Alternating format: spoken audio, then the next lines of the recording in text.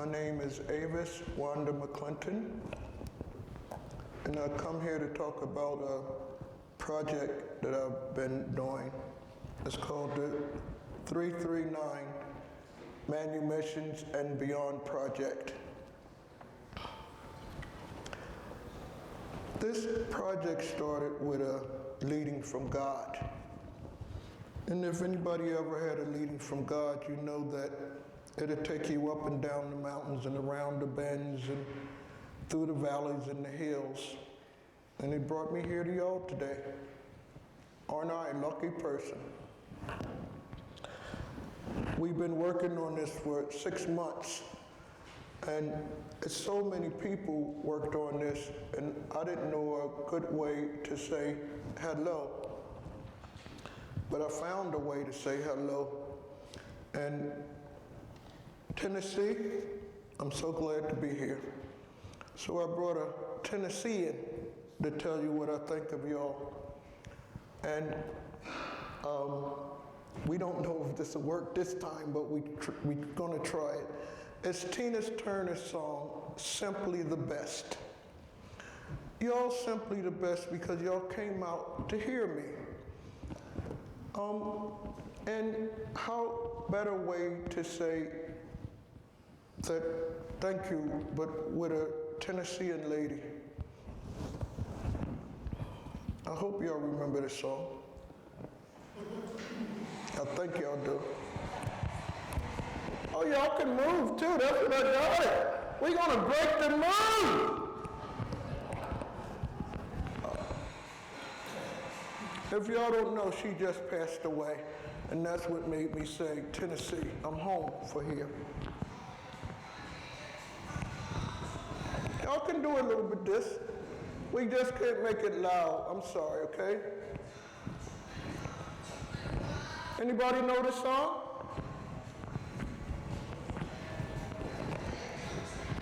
Anybody know Tina Turner?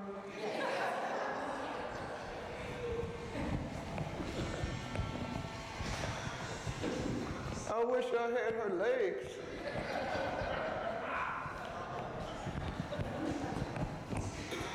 Can y'all hear it?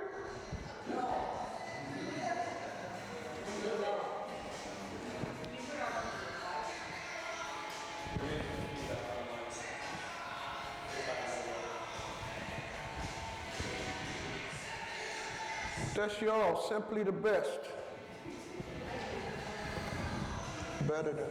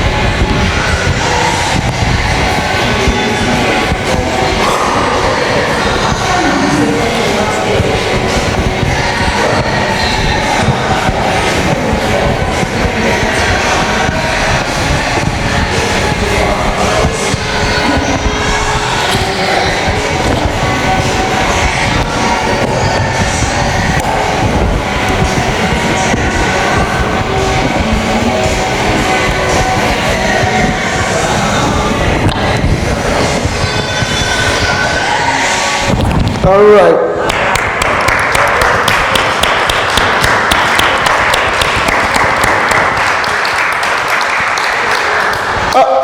You can turn it off. She's going to say thank you, and that's for everybody. Thank you. Well, I knew that music, it like settle you down a little bit or get you hyped up or whatever. And we're going to be talking about enslavement. And I wanted to lighten the mood and try us to bond together or something. Y'all Tennessee, y'all knew who Tina Turner was, and y'all knew where she came from. And that's why I had her to say that y'all simply the best to be here, to hear what I had to say. And I want y'all to know that I'm really humbled to be able to do this. Now, I would like, do you want to introduce me? Me? I did. Okay.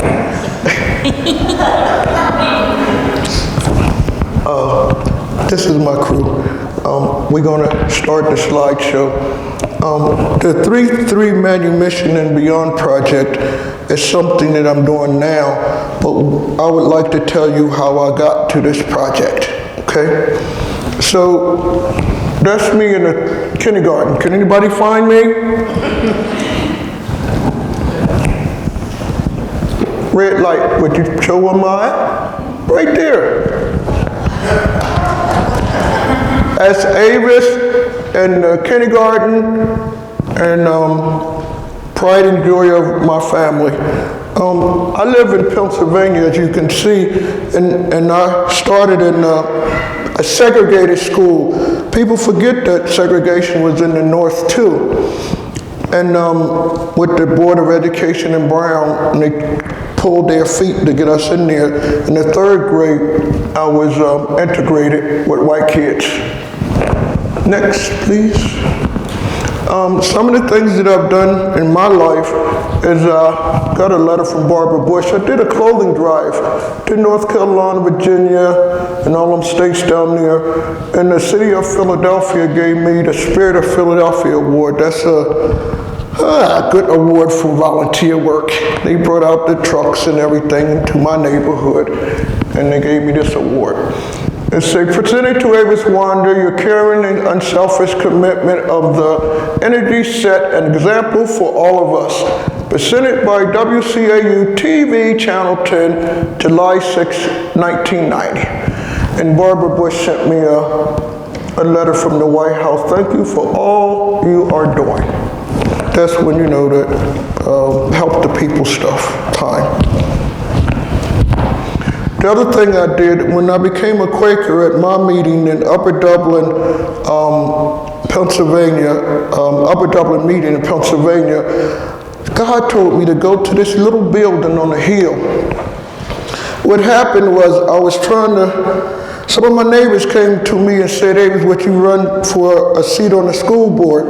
Because we having a whole lot of trouble in schools ever since I was a kid. I mean, it was bad. So I said, okay, and I tried. And people the superintendent brought out the papers, you have to be elected, so it was a package. And he deliberately didn't tell me something. So they took me to court and took my name off the ballot. Now, it was really disheartening because they did it in a bad way. The clerk of, the chair of the Democratic Party in Upper Dublin, my place, she called me, may I speak to Avis Wander McClinton? And I said, this is she. And she said, oh, Irish people must own their people in slavery times. And I said, who are you? And she said, I'm the chair of the Democratic Party and I wanted to invite you to a chat and meet. And I said, no, you can't have no chat and meet to insult me like that. And I hung up the phone and then took me to court and everything. So it really hurt and sad. To be a black person in America, you have to learn how to have people say no to you. That's just a fact of life. I learned a long time ago, and I don't know who told me, I guess my daddy.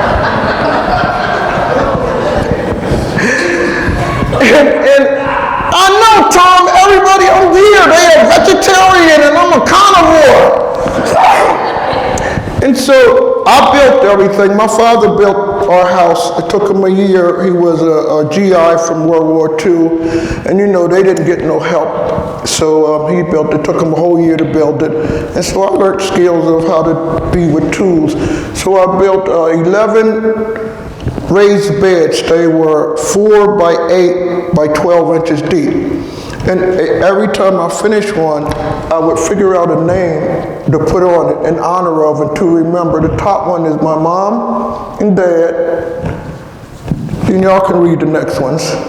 George, Sandra, Tamil, Emmett, Ida, Fanny. Bayard Rustin, maybe a lot don't know, he was a real important Quaker, black Quaker that helped Martin Luther King with the March on Washington. Mahala is a really big time lady in Alaska. She's gone. Now this one, how you see that Otto Bennett. Why y'all put him up there? And the bad times, they put him in the zoo and said that he was a savage. So he was in New York zoos and all them kind of zoos, human zoos, that's what they would call them back in them days. And he committed suicide. So I felt that his only get flowers, his raised bed only get flowers because I need pollinators, I need the bumblebees and bees and butterflies and all them to come. So he ain't gonna do no more. He just gonna have a beautiful life. They went over to Africa and captured him and then put him in the cages, and it was just horrific when I read stuff like that he had to murder himself. And then the last one was slavery children. I think about all the kids that died when they snatched them up. They didn't take the little ones because they was too little. And the kids that died on the ships coming over here. And the children, we can't forget about them. And so I made one to remember them. And this has become a place to stop at for people in my neighborhood. Everybody donates, somebody donate a hammock, and everybody fighting over who want to lay in the hammock. But it's a place where you contemplate no radios, no laptops, no nothing. You just come out there if you want to work, if you want to eat a tomato, you want to take a cucumber, whatever you want to do.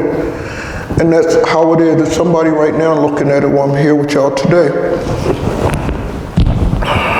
Now we want to talk about Quaker slaveholding heritage.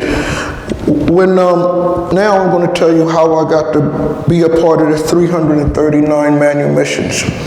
Haverford College in Philadelphia did the research. Oh, I got to go back a little bit. Quakers been here since 1600, like 1642. And they were wonderful record keepers. So all our papers, I'm a Quaker if y'all don't know that, are in the archives and they are at Haverford. So they decided that they was going to see how many manumissions and stuff they had. They was digitizing them so people all over the world can, see their records. They're going to do all the Quaker records, but they started with that. By the grace of God, it was down my field. That's what I was doing, enslaved stuff. And so when they finished, it was when George Floyd got murdered. And they was a little hesitant about letting it out because they was rioting and everybody was upset and it was just a bad time in America. For me, George Floyd murder changed my life. And so when we finished with all the work we had to do, I asked them, can you release the stuff in my yard? And I did, so I had to get something else. And I wanted to remind people that we're talking about people that walked on this earth and were real. So I made a mocked up thing of what it would like sitting in the slave ship coming over here to work. And it was just a box and my wig thing and a big head and some clothes. They try to bring it down to for real. Did anybody realize that Quaker were slavers?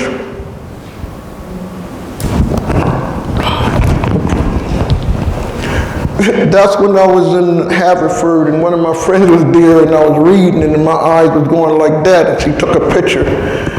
Because you just can't, I'm holding real stuff, real people, and I'm just saying, wow. When I did my due diligence before I put my papers in to be a Quaker, I had no idea they were enslavers. And when it dawned on me and when I understood it, it really did something to me. And that's me. Now we're going to start. I just wanted to catch you up on who I am. I've done a lot of great things in the world that people want to pat me on the back, but I'm a child of God.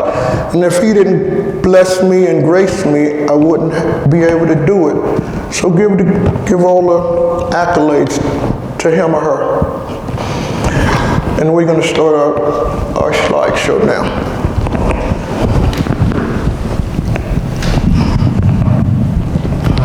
So to begin this portion, we wanted to do a land acknowledgement. So I'll just read this out. We want to acknowledge the enslaved Africans who worked this land and built the city of Chattanooga and the surrounding areas. We acknowledge that the land we are on today is home of the Cherokee Nation and the ancestral lands of the Miccosukee people and the Yuchi people, all of whose presence and resilience in Chattanooga, Tennessee continues to this day. We are grateful to have the opportunity to work and present on this land and understand that acknowledgement is not decolonization, and that decolonization requires the return of land, honoring of treaties, and sovereignty. Thank you.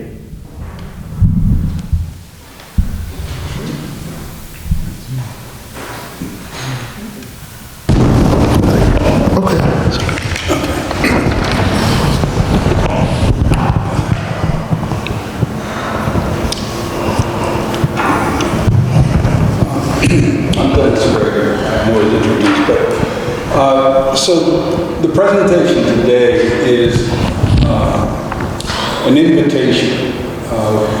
What we're going to describe is not work that we've done, it's work that we want to do. And so the presentation today is about why we think it's important to do this work and how we got to this. So we're going to, that's what you're going to be hearing in the next 30 minutes or so, is just how we got to where we thought this was important, some background on what was going on with Quakers at the time these manumissions were issued, and what was going on in Philadelphia, the world in which these formerly enslaved people now were released, and how that is important and why the next step, which is to try to trace what happened to them, is so critical. So that's what this is about. And if you'll see up there, that phrase, a reparative genealogical research project, and that kind of is the nutshell, which is those of us who are Quakers owe a debt to the folks who had been enslaved, who ended up providing and creating wealth for Quakers, who then used that wealth in many cases to help support the Religious Society of Friends, and paid for meeting houses, and even though, and the other thing that came later, after there was a moment in time, and we're going to talk about that, where not only did Quakers decide it was not right and could not be tolerated to be enslavers, but we did not make the decision that these formerly enslaved people were truly our equal, and that reverberates down to today. And our religious society has a very small percent of non-white people as members in the United States. In other countries, that's not true, but here it is, and it all traces back to this. So it's really important to restore the history to the folks who have been enslaved, and that's the key piece of what we're going to talk about today. I would like to add a little bit on this one. Sure. On this slide, I got one I might walk around with. I didn't want to show no pictures of no hurt person or nobody getting beaten, but I wanted to show you that children, and I looked at 1,000 slavery pictures, but just look at their eyes. Just look at the little boy's eyes. I guess somebody said, we're going to take a picture of him. The little boy said, oh hell, oh gee, what they going to do to me now? And the little one put his hands, I got you, buddy, I got you. And can you feel them? they were just little teeny boys. I don't know, maybe that little one maybe like 3, 4, and maybe he's 6 to 8. And on my desk, from the very since I did this, when I put the headstone, the lady is on my desk, and that's been with me for years. Why I picked that one is, do you see how fat that lady is, or robust, or whatever the word is for another word for fat? She was like a cow. Most enslaved people were barely eaten. They were bony and riddled and everything.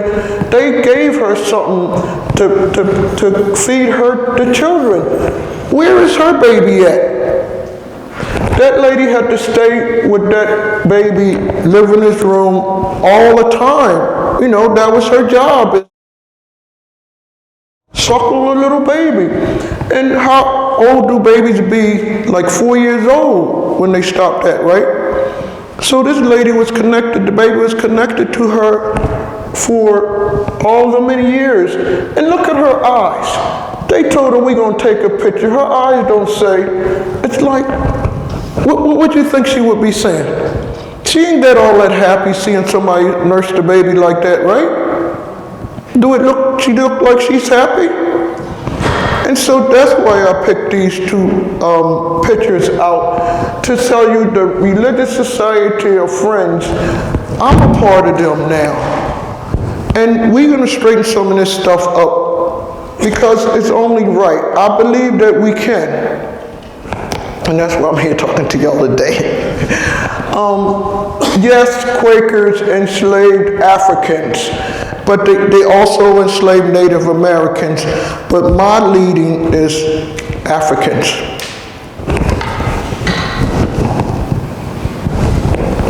So I might just, for those of you who are not Quakers, talk a little bit about the structure of Quakerism.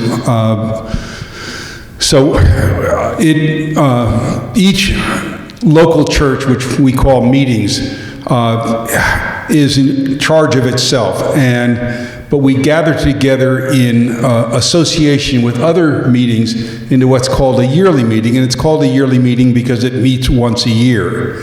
And back in the early days of Quakerism, at the time that these Manumissions came through, the yearly meeting was more hierarchical than things are today. So if the yearly meeting said, this is the way things are, the local meetings tended to have to fall in line. But they're unlike many other churches that have hierarchies where this person tells that person. Decisions in Quakerdom have to be made together. So in this, and so as a result, there's a lot of things that happen that were never agreed to, they just happened. And so it's important when we use the word Quaker here today, we're going to try to be careful about being clear which things were actually decided by the Quakers together and which things were done by Quakers perhaps individually. And we had Quakers who were enslavers and we had Quakers who were saying it was wrong. Both of those were happening at the same time. So one other little quick thing, and I'll turn it back to her, is that Philadelphia Yearly Meeting was a geographical area that included not only most of Pennsylvania, New Jersey, pieces of New York, pieces of Maryland, Northern Virginia, and Delaware at that moment in time. Boundaries have changed since, but just so when we talk about Philadelphia Yearly Meeting, which will be important to our discussion, just wanted you to know that. My boy Dennis, he's a professor. He talks. Don't worry about that. I mean, they don't get that. We did a timeline to kind of get people. David, you want to talk? Okay. We did a timeline to understand where we was at. The first Africans came in Virginia in 1619. Everybody's agreed on that in the world. And 1758, that's when Philadelphia Yearly Meeting calls the end to slave trading, but not to slave holding. Seemed like I would say everything, but they said you can't trade them, you can't buy and sell. Then on the manumissions that we're going to talk about was from June 19th, 1765 to November the 3rd, 1790. And then you see 1776, you know, that's 4th of July time. That's when they said it's dishonorable. But what the Quakers did is they said you either don't enslave people or don't be a part of this. Guess what they did? Been real. Left. They left. A lot of them left. And then we have now a federal holiday, June 19th, when President Biden signed it for us to have that thing. But in this real important time in American history, it was the 4th of July and the Revolutionary War. Is that right, Dennis? You're right, those happened. Yeah, and so we're gonna just hit a couple other little dates. We didn't limit how many dates we could put up there, but William Penn, just to put it up there, he was given, his family was given Pennsylvania.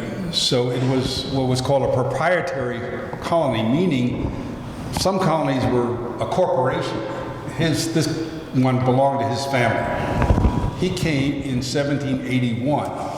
So prior to that, there were no Quakers in Pennsylvania. And in 1788, the first Quakers said slavery is wrong.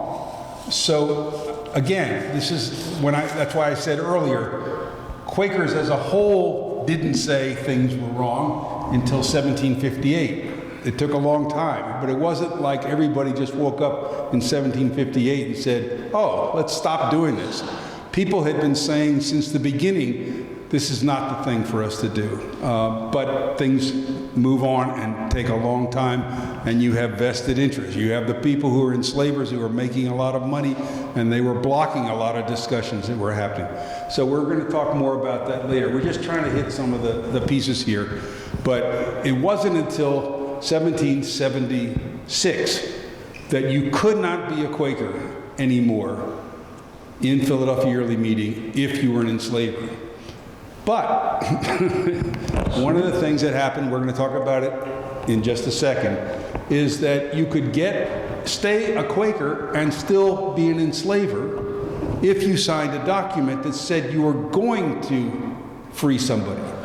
And that document was called a manumission document. And the manumission document could be immediate, could say, today I am freeing this person, but the document could also say, when I die, I'm freeing this person. Or it could say, I am freezing Mama today and the children at some point in the future, etc. And that's what we're about to talk about next. You can go to the next one, please, Dave.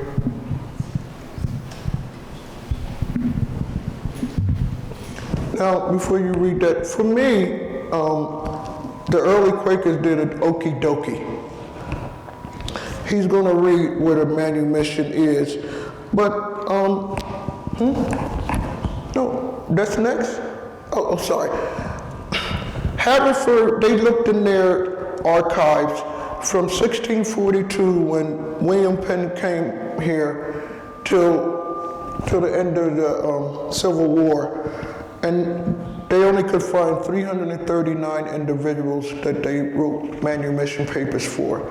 If you understand that Quakers had their own slave ships, they made big money in the trading and buying and trading of people that look like me, to only free 339, what do y'all feel about that? I was mad. That didn't say a lot about them early Quakers, did it? The thousand and thousand and thousand of my people that they had, and they only decided to give 339. So when they came to me, they were white people that did this research. I said, did it ever dawn on you they probably was their biological children? What made these 339 people come to our attention now in the 21st century? That's what I want to find out. What made them so special? Why are we here right now talking about these people? And there they go. That's our tech. David is our tech guy. And what are the names of Dave? And I told him, I'm going to talk about this for a second, so I asked him would he put all their names on one slide. And I want to take a minute for you to look at, maybe some of them names is your mommy's or your brother's or your sister's names, but they were real people.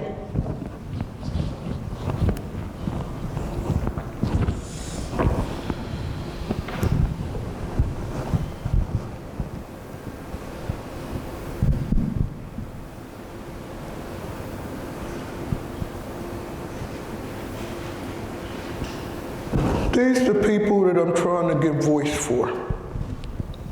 And this is a big job. When the Quakers or the slave owners let either one of them people go, they put them in they wasn't under the care of anybody. I asked the researchers, did Quakers give them some money? No. Did they give them land to start a new life? No. Did they help them up to go to Canada where they could be free? No. They gave them a piece of paper that they couldn't read, and they couldn't talk against a white person. So they give them a piece of paper at the meeting house, and they walk down the lane and get out, and somebody could just hit him over the head and put him back in slavery, because a black person could never talk against a white person. If you my slave, you my slave. And we don't know how many of any got re-enslaved. But they didn't do them much good by just setting them free. What did freedom mean? What did freedom mean back then? And the last one was 1790. Well, 1865 was when the end of the Civil War. That was a lot of years to be ducking and hiding, don't you think? I just want to show you what the heavy weight of this I've been under. And I'm trying to humanize these people that people just call slaves. And that's one of the things that we wanted to straighten up. The political correct way to say it is enslaved. Nobody wasn't born a slave. Somebody enslaved them. So let's start using the right, correct word, enslaved. Well, let me just add. I know nobody was counting, but there's 413 names up there, because that's the total number of people in the 339 Manumission documents. Because some with their kids and stuff. Some had more than one person. Now let's let them read it. I'm going to let Dennis, because he can read this funny language, these letters. I can't read it. So Manumission, here's an example of one for a man named Jack, or a kid named Jack. The Manumission, the legal document in the act that promises freedom to the enslaved after either immediately or a later date. This promise may have not been kept, and these papers were commonly called freedom papers. As you can see, the Manumission is often formulaic. It is a legal document. So in this case, it's actually fill in the blank. We have some handwritten ones. Those ones typically follow the same language. And yeah, they have the name of an enslaved person, the enslaver, in this case Benjamin Mather, some witnesses that were present to have this legal document enacted, dates, ages at which this will take place, and we're gonna read this one. All right, so it says, I, Benjamin Mather, of the township of Cheltenham and the county of Philadelphia, do hereby set free from bondage my Negro lad Jack, when he shall arrive at the age of 21 years, which will be on the 7th day of the 4th month in the year of our Lord, 1786. And I do for myself, my executors and administrators, release unto said Jack all of my rights and all claim whatsoever as to his person or to any estate he may acquire, hereby declaring that said Jack is absolutely free without any interruption from me or any person claiming under me, a witness whereof I have heretofore set my hand and seal this 4th day of the 6th month in the year of our Lord, 1776. So you may not have picked up the math, but this is basically saying 10 years later, this person will be freed. Now, a problem with that, y'all.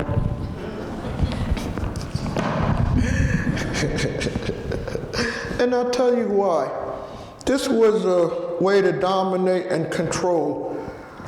This man said, if you be good, I'll free you. But when? Later.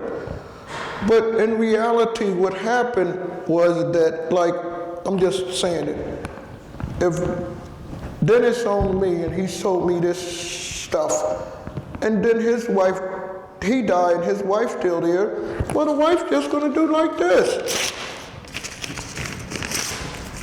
I was considered a piece of property. You don't have no contract with this, do you? So this was not, what would you call this? I'll call it okie dokie. They did the little okie dokie on them.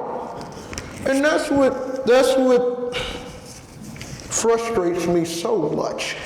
That they thought they were doing so wonderful that we found 339. And I said, but that ain't telling the whole story. How many of them did become free people? If something is 2 years old, when you get 99, you be free. We don't know. We really don't know how many of these are walked away free until we do the research. And that's what I'm here today. I want to know, because I'm just off task for a second. The enslavers, not only do we have the names, the ages, the gender, and where they was at, and where they set them loose at. We know all that, so we can find them. We literally can find them. And just as their enslavers' descendants that's in the meeting house sitting next to me, well, the enslaved people didn't go nowhere. Their descendants is right around us too, but they just don't know. How they gonna know? Nobody didn't tell them. Everybody said Quakers were abolitionists. Did you ever wonder why y'all found out that Quakers were abolitionists? Or so touted to be so abolitionists, and y'all didn't hear that they were some of the brutalest and violent enslavers in America? Well, when back in them days, if anything had to be written about a Quaker, you had to go by a board called the Overseers, a group of white men. And if they didn't think it was nice for Quakers, they would tear it up. And so they're not going to tell you they was making hand over fist by enslaving black people. That would just drop you a little sad, right? Didn't drop me sad, it made me mad. This was the data, David did the data. I mean, some of the data, he was on the crew. And that's what it is. See the date up the top? They write it. It's real hard doing research. Let David talk about this. Okay, David. Could you talk about this, David? So this is kind of the information at Haverford that we were able to bring out of those scanned images of the Manumissions themselves. So we can see for Jack, we can calculate what his age at the time of manumission, of the signing it was. It was 11, because in 10 years he would be 21. And so we are able to kind of get this information from the Manumissions, and from there we can see what is going to be the next part of the story. What kind of research can be done with this identifying information to learn more about the manumitted. And then also important to note here, we have a woman being manumitted on a different manumission that we didn't see here, but just wanted to have a couple examples up. Phoebe with her children. And so this is another example of multiple people being manumitted at once, which contributes to the 413 people within the 339. And then also important here is you see a woman slaveholder. So it wasn't just the men who were holding slaves, it was also the women. And as Avis said, there is, times where people are manumitted multiple times, sometimes by the husband first, and then a couple years later by the wife or a daughter or something like that. So I think there are questions of why are there multiple manumissions happening? Did people actually become free? And so forth. You ready to take that? Cheers. This up and down stuff, y'all. Look at that. So that's what we would like to do. This is why we're here, is to find out what happened to the manumitted people. Were they really freed? We want to uncover their lives and family trees, uncover how they survived. Most likely they had to indenture themselves because nobody needed another person. What I'm going to hire you for when I got all these slaves to work for free? So they would indenture them persons for 7 or 9 years and keep them. And you had to work for your food and lodging. And then search for their names and locations, just like we can find any other group of people. We can find these days in America. They didn't leave the earth. They're here, right here with us now. And nobody thought to check the records of Quakers until me came along. And this is what I want to do, yo. If the end of my life say, what did you do? I said, I wanted to find somebody's family and show them this is it. When they sent the box of stuff over to me, when I became a part of the project and I took papers out and you know that this was a real life, I was really upset. You can't do this work without having some big emotions.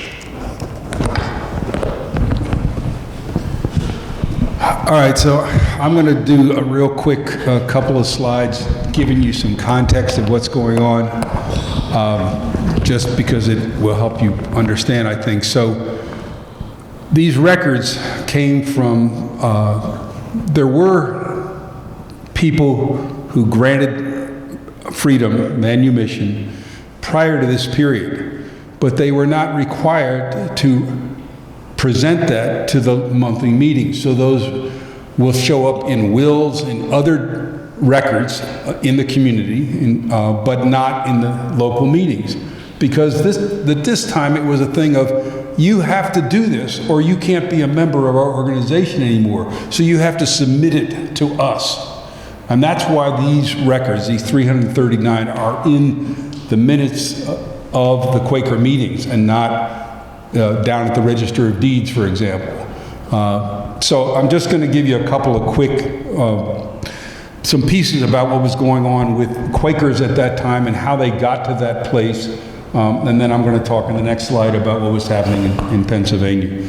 So Quakers, because William Penn was a Quaker, and even though he said the colony is open to anybody of any religion, and in fact, lots of people from lots of other religions, are very diverse in terms of where people were from, all kinds of different places in Europe settled there, and a bunch of different religious, because it was one of the colonies where it didn't matter. I mean, Maryland was established to give Catholics a place, but there were lots of other colonies which were very clearly one religion, and so lots of people came in.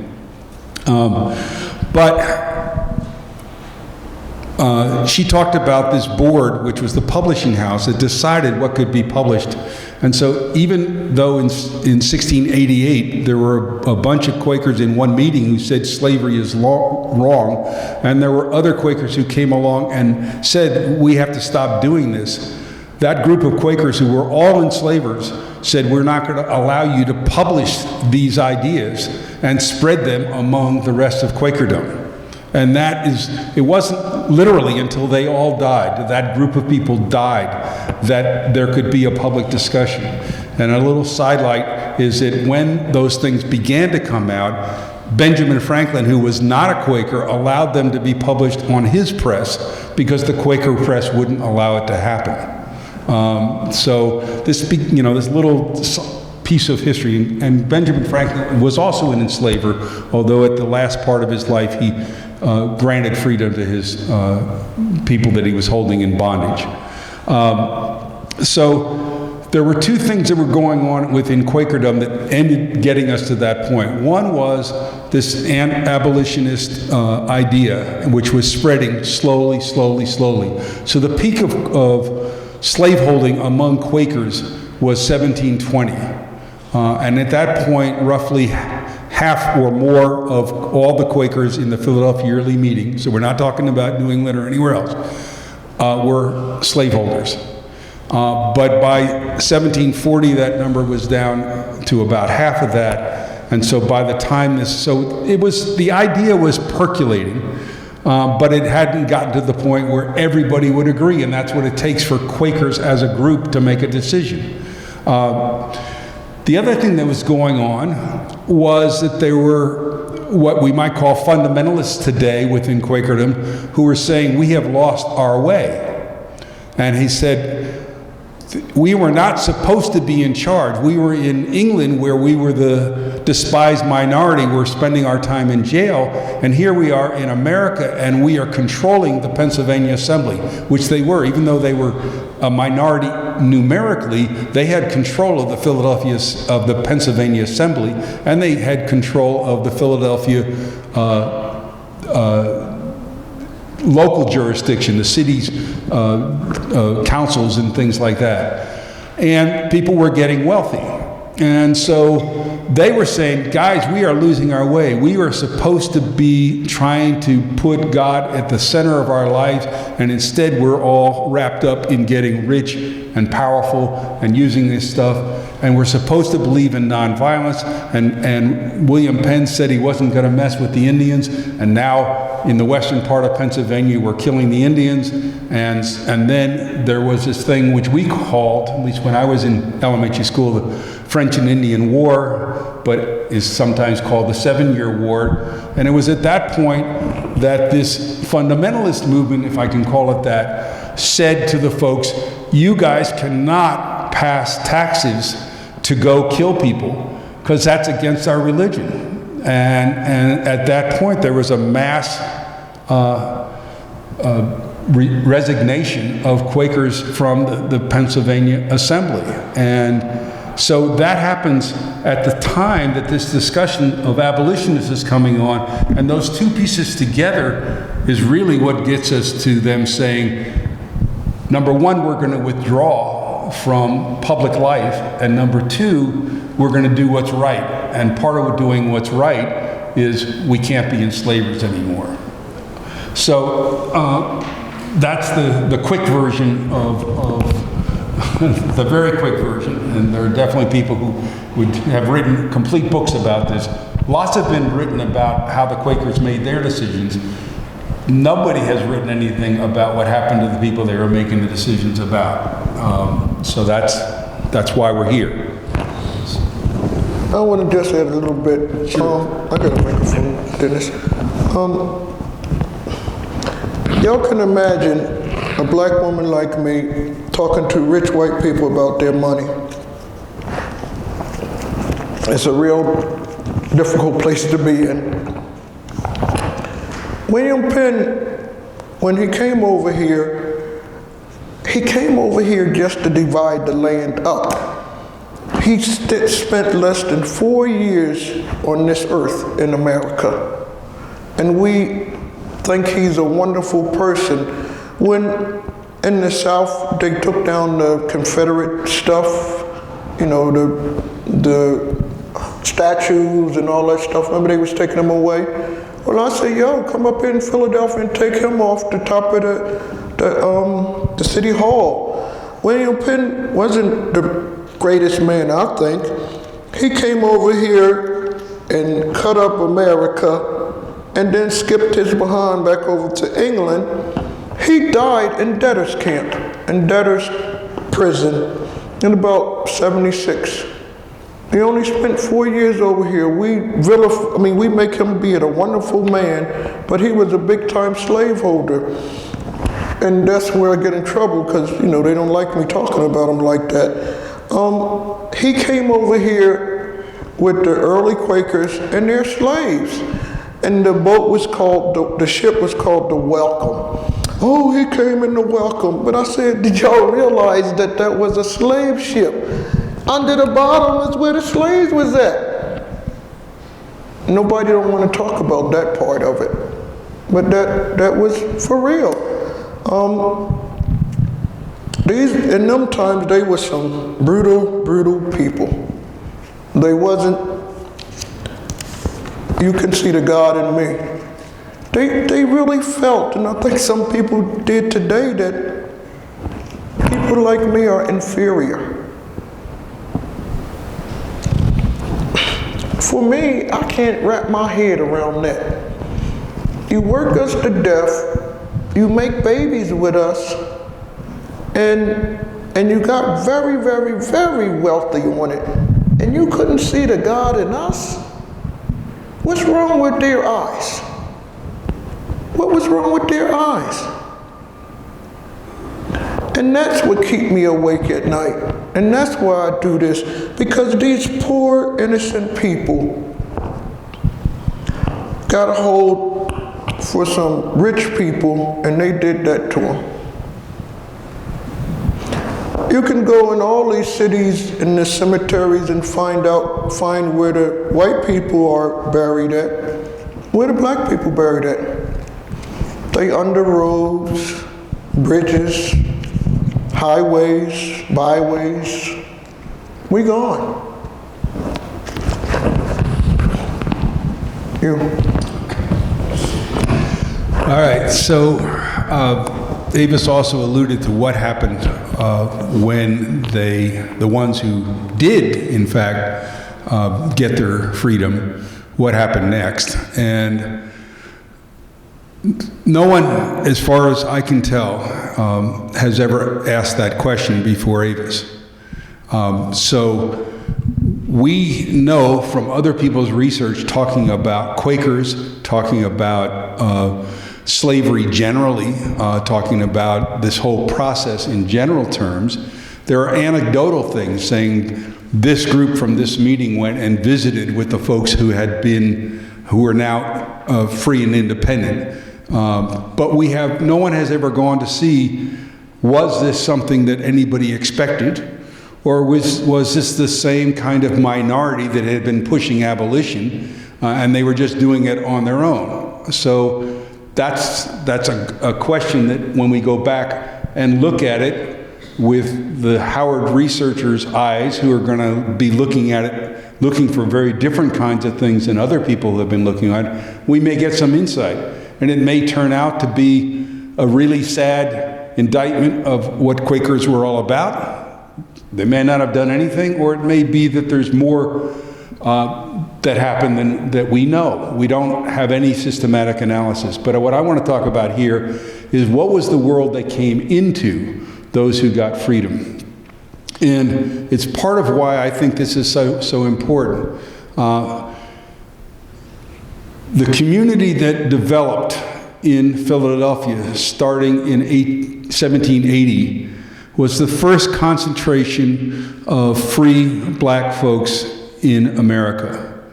In 1763, there were 100 free blacks in Philadelphia.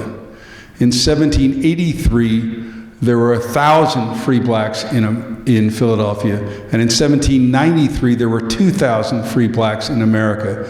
Because in 1780, Pennsylvania passed what was called a gradual manumission law, which had lots of okie dokie in it, no question about it. But people heard about it, and it was the first state, and so people who were free in other states came, and people who made themselves free from other states came because they thought this was an opportunity to actually create their own community. And in fact, that's what happened. So the first black churches formed at that time. The first black banks formed they weren't called banks because that was not quite illegal, but they were lending associations, happened at that time. First black schools happened at that time. First, lots of black businesses happened at that time.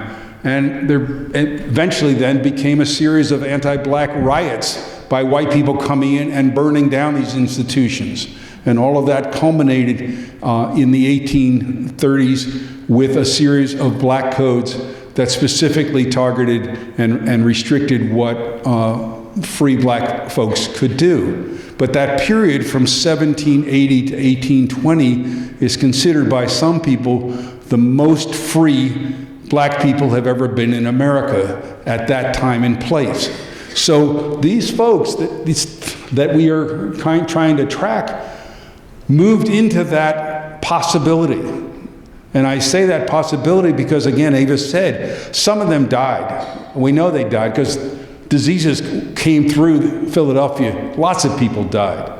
But more black people proportionately died than white people because no health care for black people.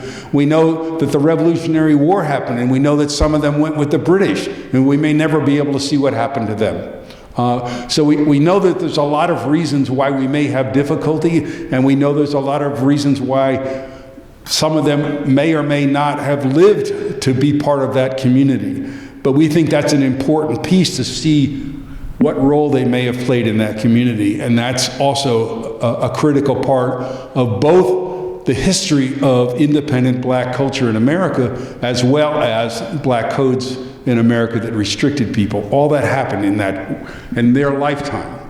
And then finally, the thing I want to say is, the first federal census was in 1790, but the first federal census that required consistent tracking of African Americans wasn't until 1840. So if you look at the 1790 census and you happen to find a census taker who actually wanted to do their job the way we would expect today, you can find incredible amounts of details about African Americans.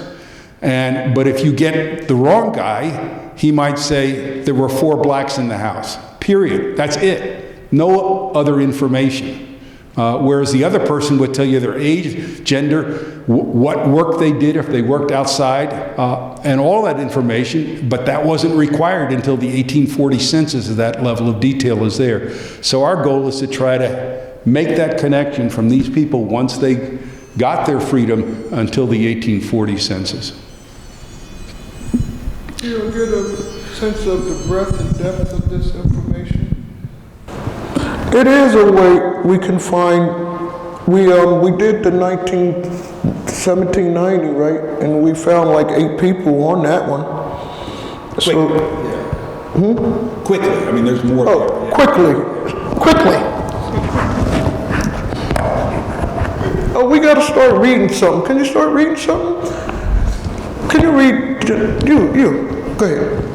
So after this preamble of what documents we have, what world the people who were manumitted came into, we are hoping to partner with Howard University, which is in the works.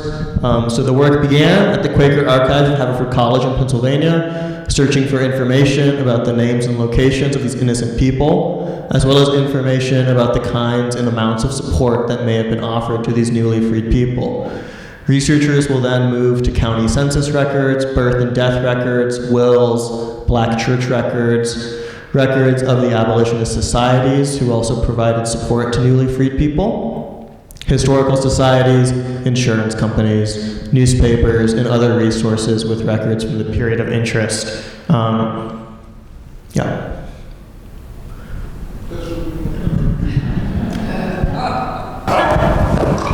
So y'all laugh. Y'all understand, they done gave me all this information and they thought I was just gonna sit on it? Are you crazy? You mean I got a lock to unlock this big puzzle? So when I had the unveiling of this information at my house, I put this Pandora box, and it was in a Brill box, and I said, please open on it, and they opened it, and somebody pulled out what I had in there. I want the hope that we have a better future for black and white in America. And I hope that y'all understand that a hurt big time happened and reparation in some form is due. And maybe to a lot of people, the word reparation is not nice. But when you think about the wealth that they accumulated from enslaving people, you can give a little bit up. It'd be people that say to me, but Avis, you're not a slave and I'm not enslaving you. But yeah, but you white people, y'all had one thing that I will never have, and that's that white privilege. That's better than money. You know that? But what I'm asking now is let's use some of this wealth to help, to make better. Do that seem out of this world request? I don't think so either.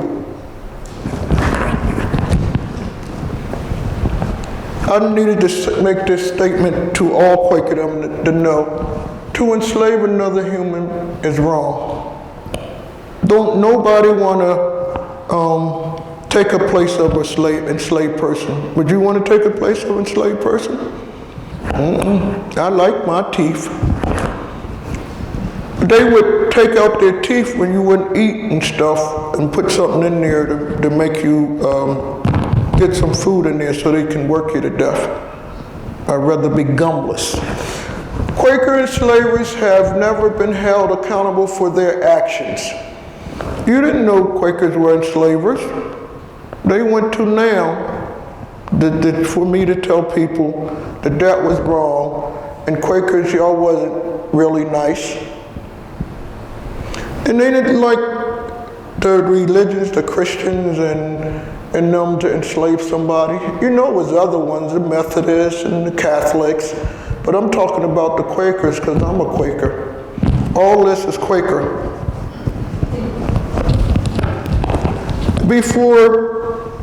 Around the time when Martin Luther King, I would have to sit in the back of the meeting house. And around 63, they changed it that I could sit anywhere in the meeting house that a white person could sit at. What I'm saying this is that the Religious Society of Friends have a major problem with racism in there. The meeting that I go to is some white people that won't even sit on the same bench that I sit on. But we gotta keep referring to it as a beloved community. The Religious Society of Friends has benefited from slavery and thus owe a debt and an apology. Do anybody disagree with me here today?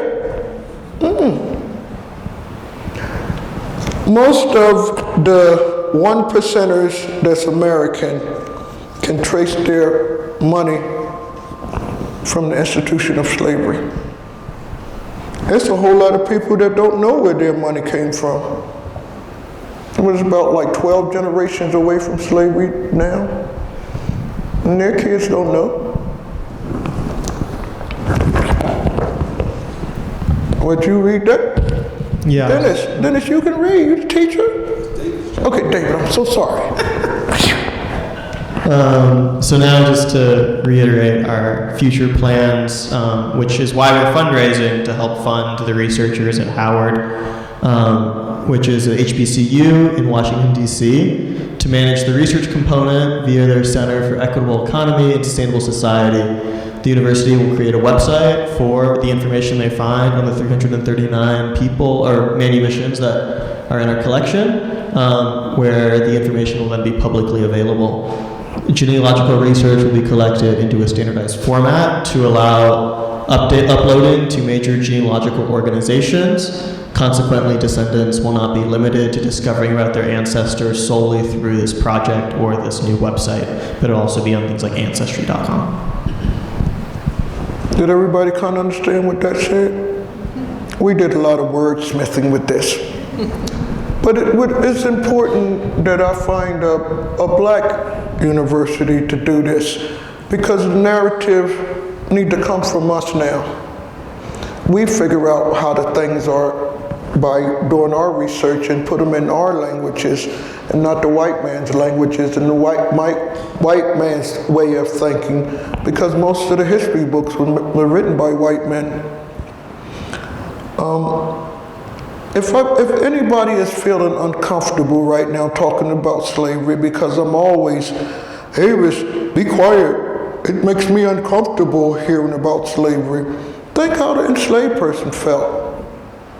Think how I feel being a descendant of a slave and had to come before you today and tell about this stuff. Who's supposed to read this one? Oh, about us. Donation to this fund are managed by a fund auxiliary commission. I can't read. Would you read? I'm so nervous. Would you read it, Dennis? Okay, so donations to the fund, we have a fund advisory committee, which is majority Quaker, majority African American individuals spread across the country.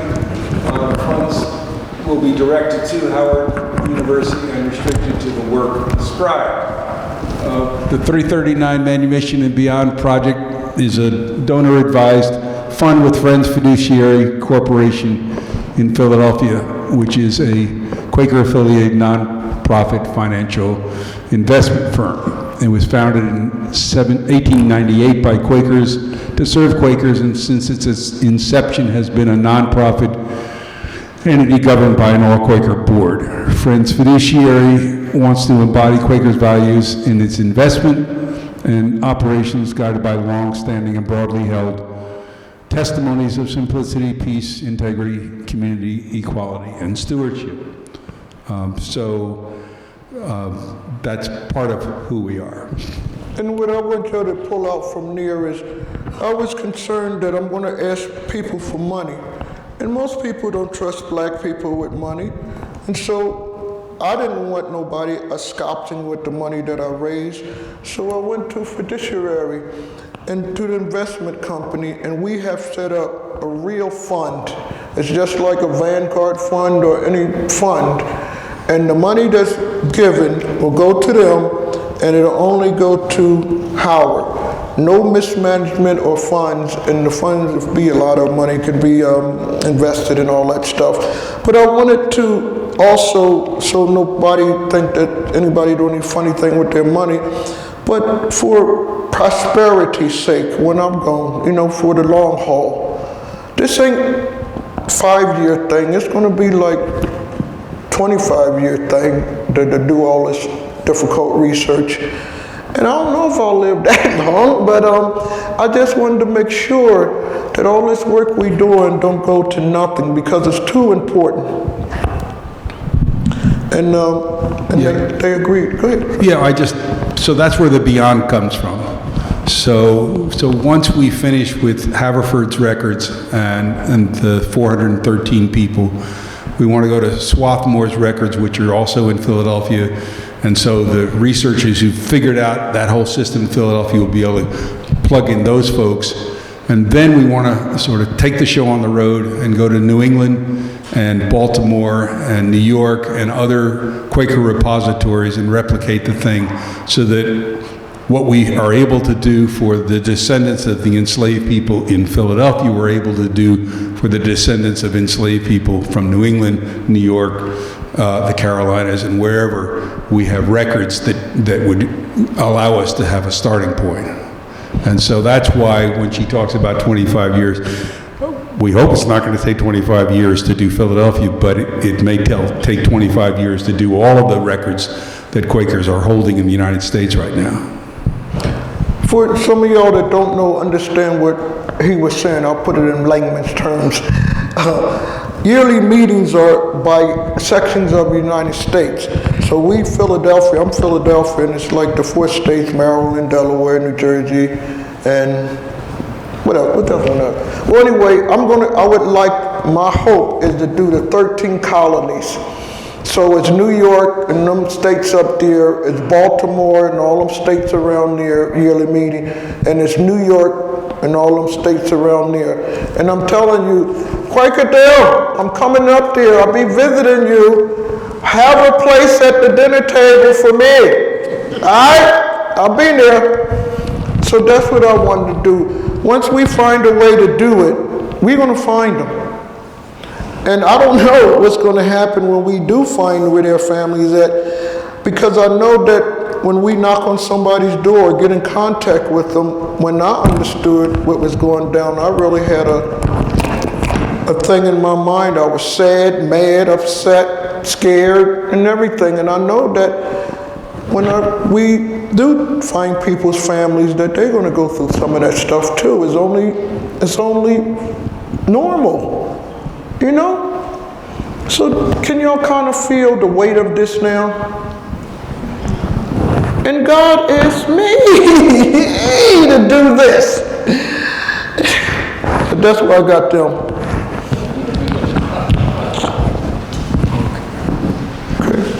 So this is how you do it. You go to their website, there's a fund, and then they take cash. You know, you can write a check and mail it in. You can use a credit card. You can transfer stocks and whatever. I mean, they have all these different things you can do. And if you have problems, there's somebody to call who's a real human being, not a recording. And you say, it didn't work for me, and they'll walk you through it. So, you know, that's been a really great thing, is having them get on board and say, we're committed to making this work for you. So you kind of can see all the hard work I've done so far to get it together, to present it to people, to say this is going to happen, and it's happening.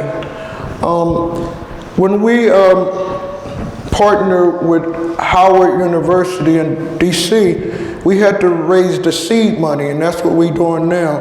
Our goal is to raise $75,000 to give to the university to start it. In 2 months, we raised $51,000. I think when I leave Tennessee, we can add a little bit more to that. I'm kidding, but I'm not. I had donations of $50. I had donations of $25. And I had donations of thousands of dollars. Whatever. Thank you, everyone, for coming out. Thank you to the University of Chattanooga and the Chattanooga Friends meeting. These are our emails if you want to contact us at some point. But we're really looking forward to starting the conversation now with everyone in the room, doing a Q&A, and hearing what everyone's feedback is. We do have a Facebook group, 339 Manumissions and Beyond Project, that folks should follow us at if they want to keep abreast of big updates. But yeah, thank you. And then our final slide is the names again. And please, yeah, consider donating. If you get what please think of our project. Please.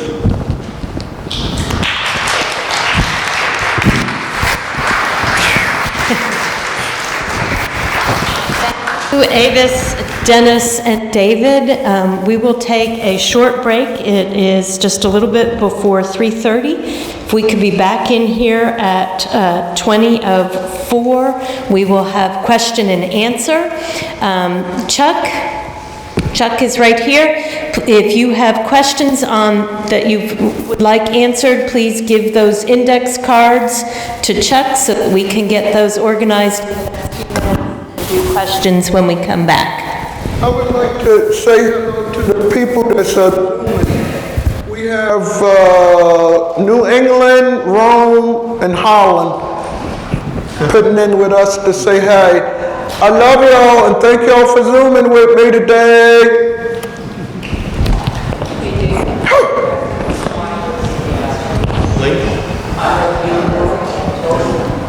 You think they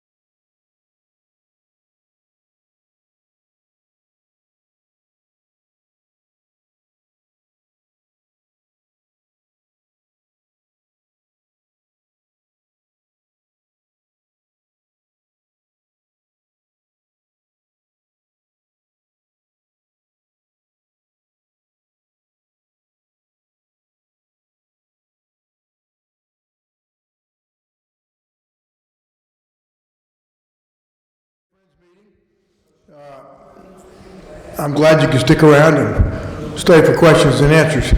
Are there any other index cards that were not passed into me? Did anyone else collect index cards? So I've only got one.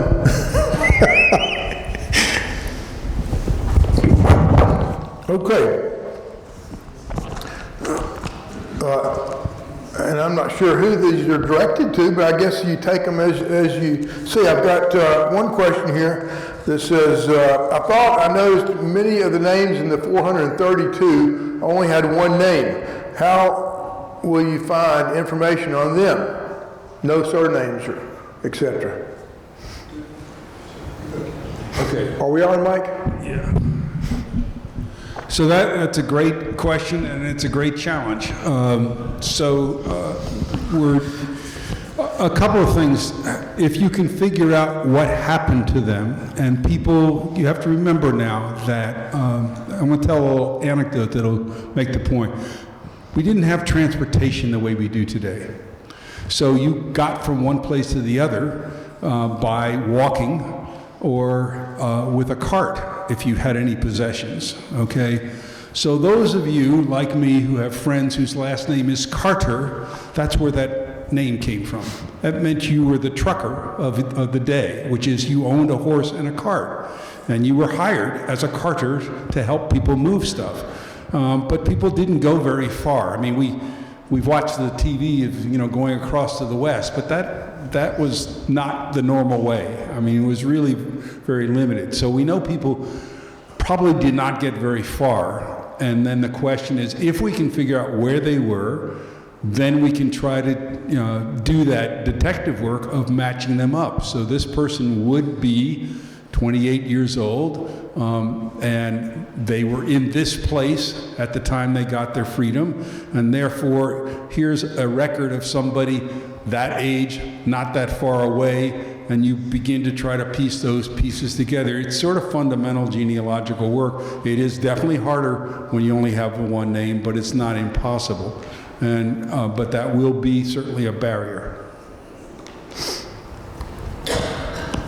Okay.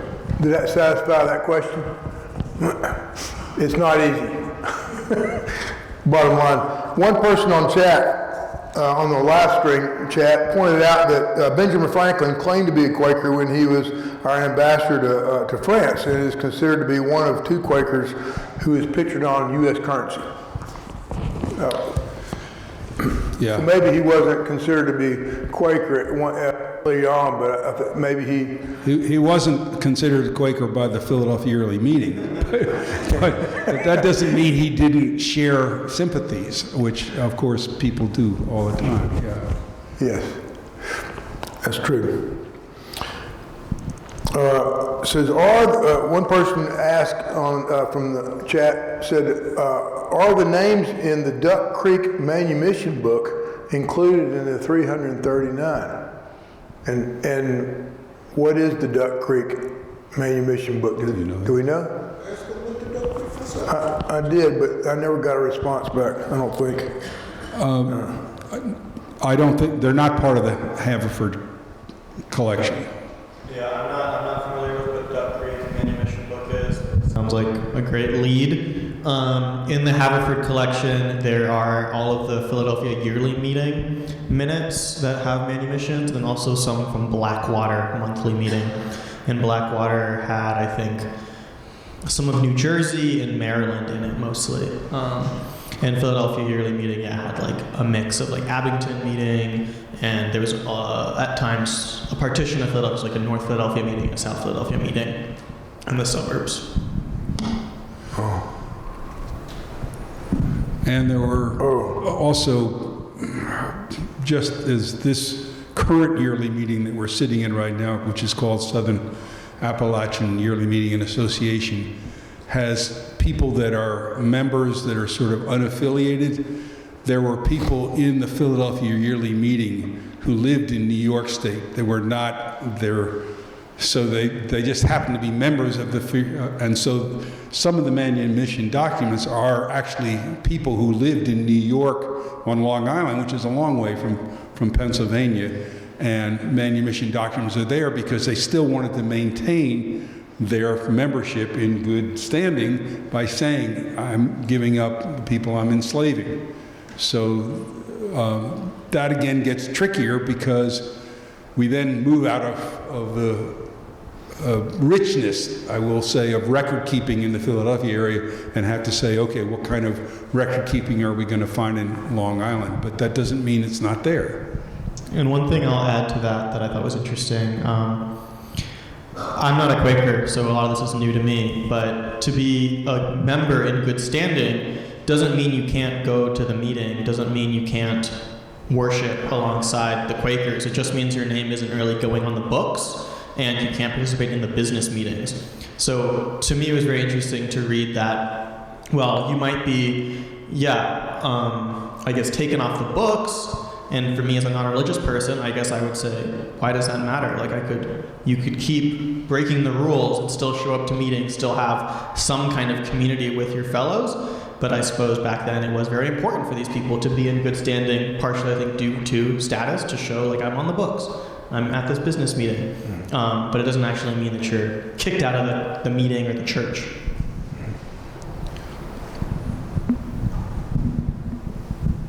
I'm a disowned friend.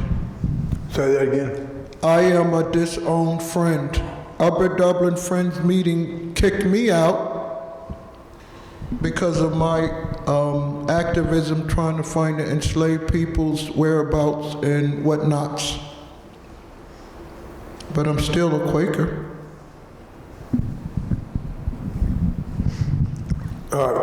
Duck Creek apparently is in Philadelphia yearly meeting.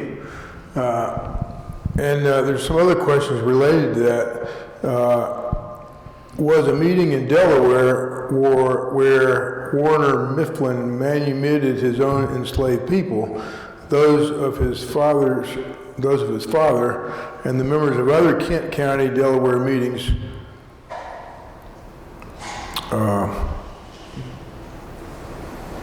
It's not a complete question, but apparently there are other places where there was manumissions going on, and I guess they were wondering if you've been able to look into any of those. Yes, there are. That's what I said. Mm-hmm. I mean, everything was very quick, and there's books been written about this. But yes, there were manumissions that started in 1700. So there were individuals who were manumitting their folks. There was a law in Pennsylvania, which, I have no way of knowing what a pound sterling's value is today. I don't have a way to translate that. But in Pennsylvania, in order to manumit your person that you were holding in bondage, you had to pay a fee to the state of 30 pounds. Whoa. Okay. And in New Jersey, it was 200 pounds. Whoa. So there was a real barrier in addition to giving up the labor, free labor, et cetera, that you were getting.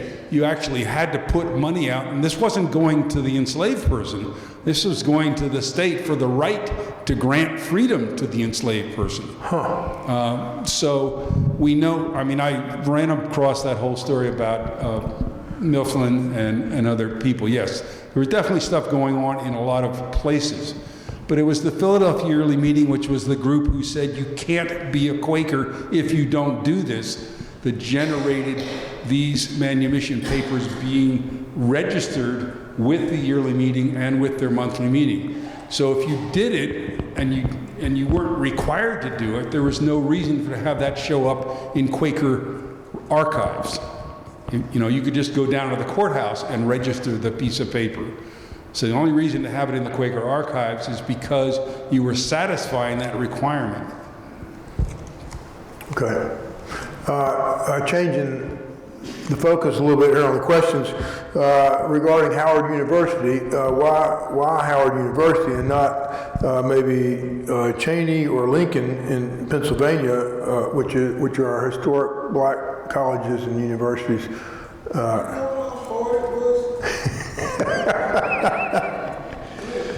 Yeah, so we didn't start with Howard. We started with lots of other places. We went to Penn, which is in Philadelphia. We approached Temple. We approached Villanova, which has actually been doing some research with a slightly different interest, but they've been trying to figure out the history of enslaved people, and because Villanova University itself was on a plantation that was granted by an enslaver. So they've been doing their own institutional reparational conversations. And so we approached them, and we approached a lot of places, Boston University where Gates is, and we ended up finding a serious interest from Emory in Atlanta and Howard, and in the end it turned out to be Howard was more interested than Emory, but we spent a year having conversations with people about who actually was interested in going forward. So we are not closing anybody out, and I think I want to say that's very clear, and it's also been part of our conversations with Howard. So if Temple University, for example, tomorrow said, we have a graduate program and we would like to have our graduate students involved in this project, Howard would integrate them into the project. Howard is not holding this as only Howard people can be involved. And we've even talked about what are called alternative spring breaks at some colleges. So the University of Michigan they've got people that are interested in, could we send some of our graduate students down for a short-term thing to participate? So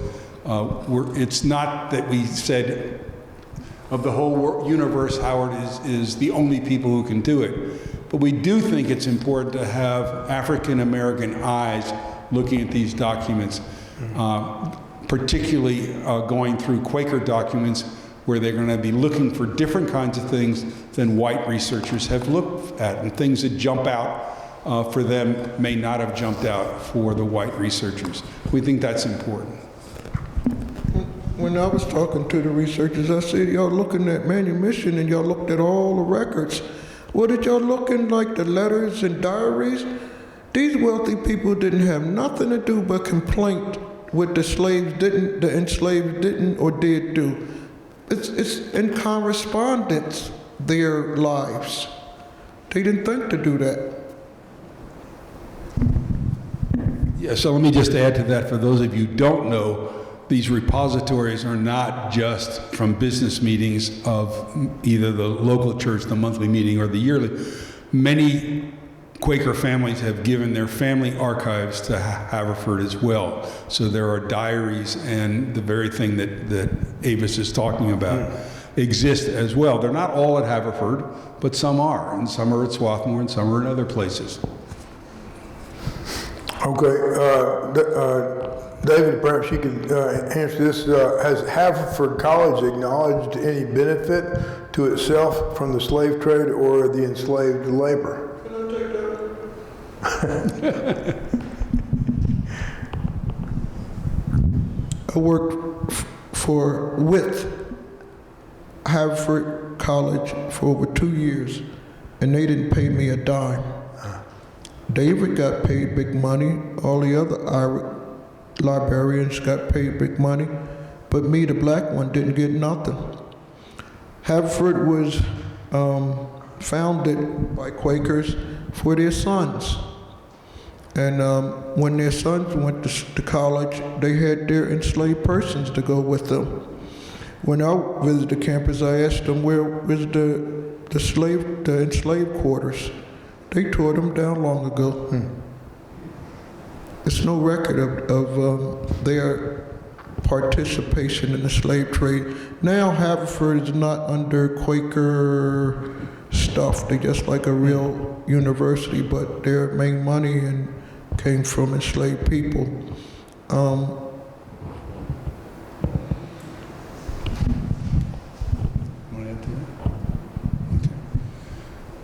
Okay.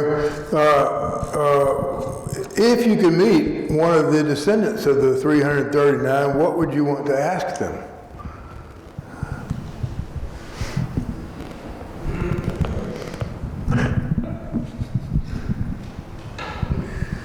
On one of the presentations I did, I was so frustrated trying to get my points across that I said, if my ancestors had a ran faster, y'all would never see me. And that's what I did. These were just people just like us. They loved their kids. They loved their husband or wife. They played patty cake with the babies and stuff. And how cruel that these people locked all this information away. I would like them, the Religious Society of Friends, have yet to make a declarative statement of apology for their part in the Atlantic slave trade, like other institutions and beings. And maybe they are healed this now in Tennessee, that it's past time for that to happen. And the other thing is that how we can go on from here. How we can go on from here when this cruel, bad thing is kept underground. I'm the only one in America talking about this.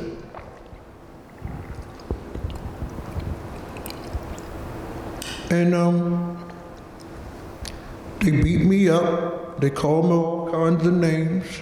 I had to have bodyguards to go into meeting houses. Them the kind of things that people that profess to see the God in you won't see the God in me. It hurts. There's been a lot of tears being a Quaker in America here today.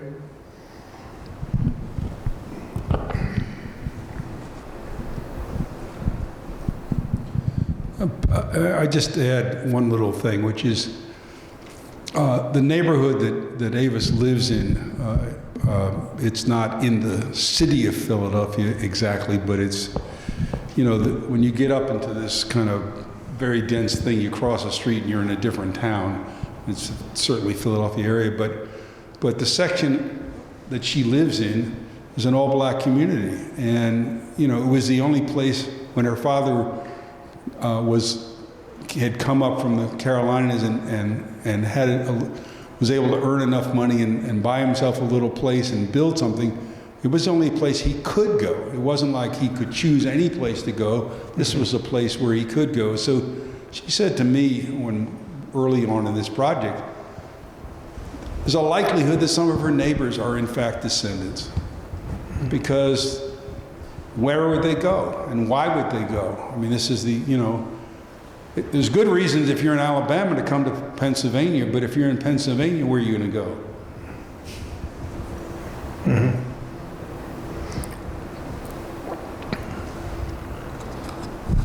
Hey, Chuck, do anybody here have a question? I don't know, or anyone out here would like to ask? In the graveyards where there are enslaved people buried, is there any opportunity to get DNA evidence that would help us somehow trace people today?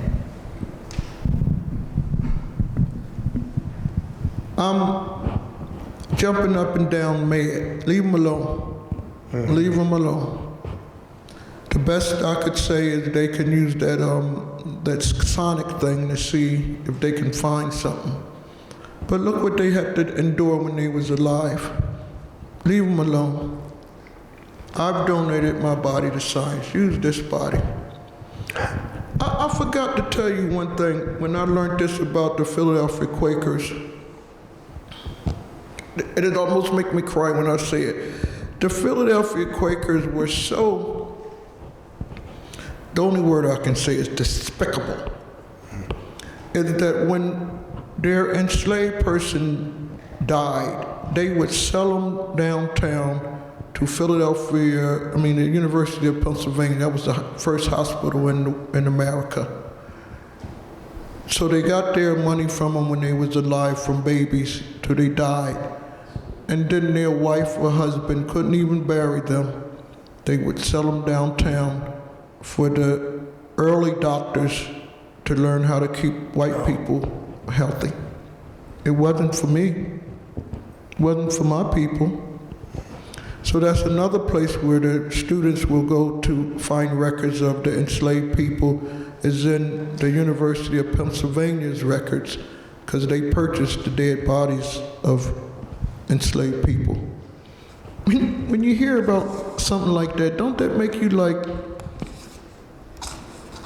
what manner of men were you?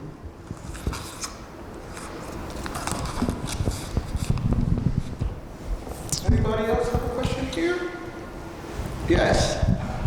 So, I guess that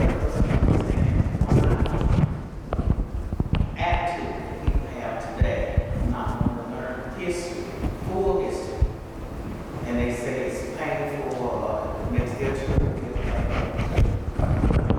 It should be something that everybody to hear, so we won't repeat it. And like you said, how do you think slaves feel? But I think it's still a chance to keep us from being looked at too, that they did that too. And they can just overlook it, burn the books, don't teach it, call it different names. Anything but the truth.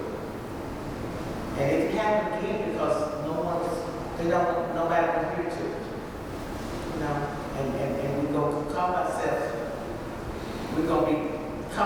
Christians. But the Bible says, how can you love Jesus when you don't love each other?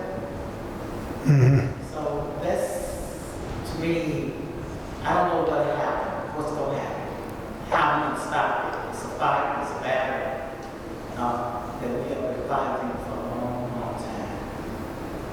And it's still going on. Thank you. Sir. I think it helps the live stream. Okay, one of the things that you've been talking about is doing a formal apology and possibly giving manumission papers, but you're not talking about reparations. And that's one of the topics that's going around the nation amongst our people. And with such a small number to begin with, what about reparations? Does that ever get discussed?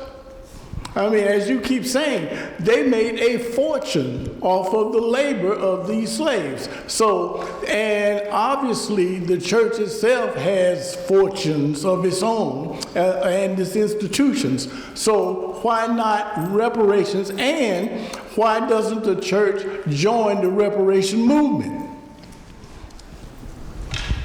They're greedy.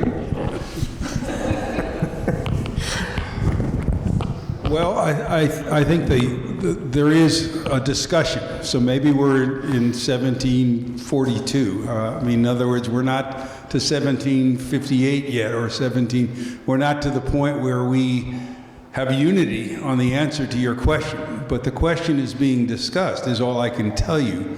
And I can't, but I think it helps. The more specific we can get, the more information we can get, the more truth we can get about exactly what happened, where, and when, the easier it is for people to think eventually about how to do reparations and who the reparations are owed to. So, but because decisions are made through unity, it takes a long time for Quakers to make decisions. And you know, you can criticize that, and many people who are Quakers criticize it, but it is how it's done. But I can tell you that the discussion is going on. Yeah. Hold on a second. Yes. I would just like to respond on the reparations part. It's something very small, but something, you have to start somewhere. And so the Southern Appalachian Yearly Meeting and Association, we have an annual gathering every year. And for about the last 2 or 3 years, people of color do not have to pay the registration fee to come to our annual sessions. So I know it's small, but You have to start somewhere, and that's where we started. And they get travel expenses as well. Yeah. Yep. Okay. Yes, over here.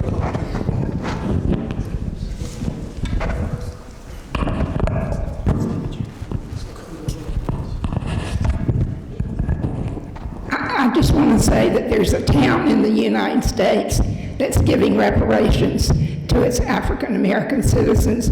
I heard it on the PBS News, and I don't remember what city it is, but it might be the one.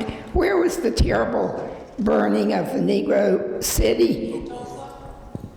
Tulsa. It might be Tulsa, I'm not sure.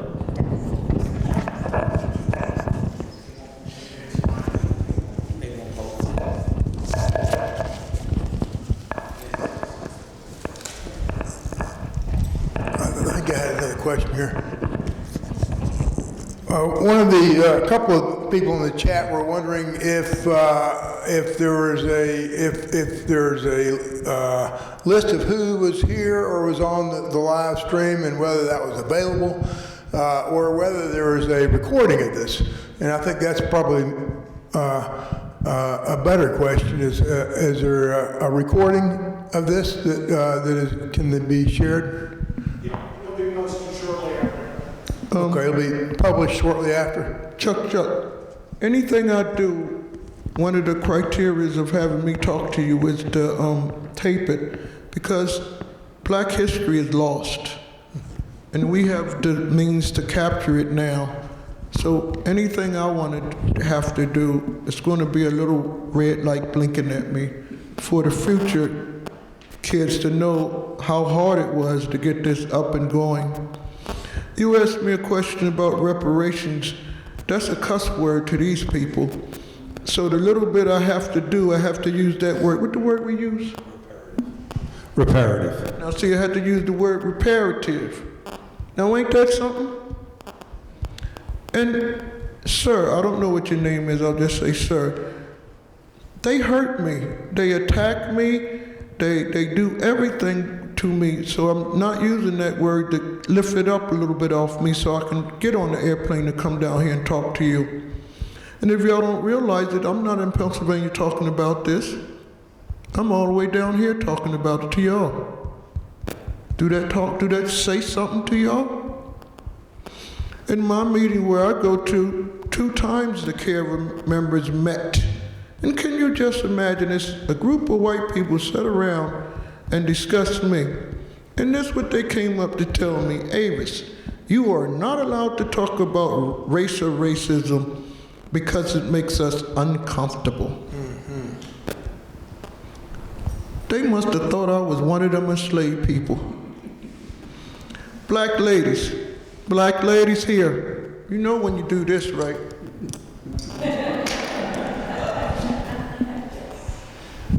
That's why I'm here. Oh, that means for white ladies, we getting down to business now. I don't want to lose an earring when I'm getting down to business, so I just take them off, and then we can get down to business.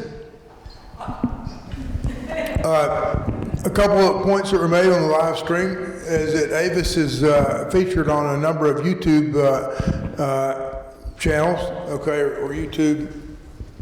You know, do a search on YouTube for Avis Wanda McClinton. I think it'll come up. And then also, someone said that the UN has a very specific 5-part framework for reparations. Who does? The UN, yeah. And then they give you a long website HTTP thing. So I'm not gonna read that. Are there other questions from people here in the group? Can I ask a question just before you leave? This is a faculty member at this school.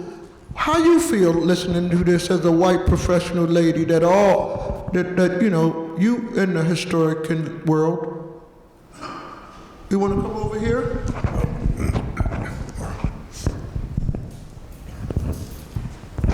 Thanks. My name is Julia Kamiski. I'm an assistant professor in the history department and the interim director of Africana Studies. I think this is fantastic. I was telling Avis earlier, I grew up in the next school district over, where we learned about slavery as something that happened in the South. And, you know, weren't we lucky to grow up in a state where that hadn't happened? And it's false. I think here at UTC, we've been working really hard to repair some of the historical inequities in terms of the relationship between the university and the Black community here in Chattanooga. And it's humbling and inspiring to meet other people who are doing this work, who are taking great risk doing this work. I should say my particular area of history is African history, not U.S. history, so a lot of this is new to me and I'm learning as I go. But I think it's an opportunity to learn and a reminder that we continue to benefit from systems that are based on inequity and injustice, and it is an absolute imperative to interrogate those systems and rebuild those systems. Yeah, does that answer your question? Don't you like when teachers summarize it real good? That's why she gets paid the big bucks. Yeah, yeah. Thank you. Is that about wraps everything up? Folks, we really appreciate you coming. And if you have any other questions, please feel free to email us at Chattanooga Friends Meeting at gmail.com.